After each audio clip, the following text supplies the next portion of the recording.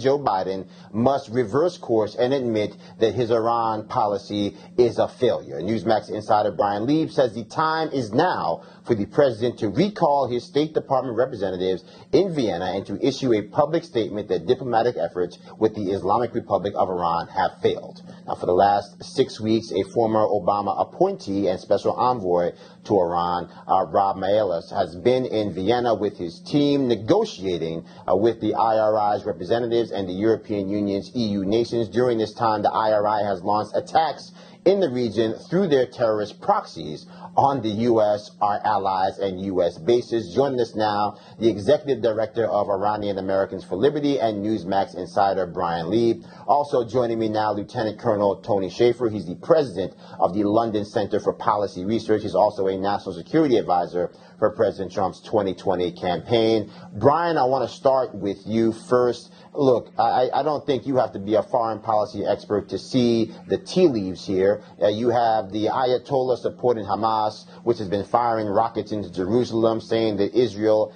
is not a nation but a military base.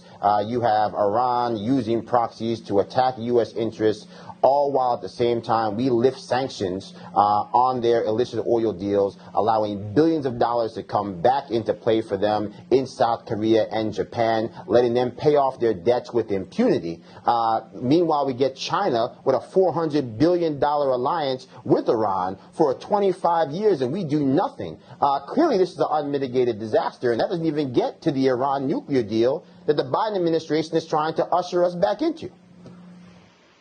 Yeah, Joe, thanks for having me on. And, the Iranian regime really hasn't changed their tune all too much since 1979. And that really makes, me, and it should make all of your viewers really scratch their head in terms of what if the American people stand to benefit from diplomacy with the world's leading state sponsor of terrorism, with a regime that oppresses and censors their own people on social media, turns off their internet when they take to the streets.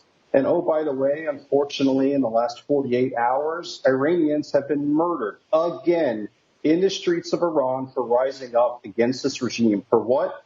Water shortages. When you and I go to get a glass of water from the sink, do we ever think about, is water going to come out? Of course we don't. But that's an issue that Iranians are facing every single day, from water shortages to electricity blackouts. It's really amazing how this president and his administration are so hell-bent on moving forward in normalizing relations with the world's leading state sponsor of terrorism. It's not going to benefit the American people in any way, shape, or form.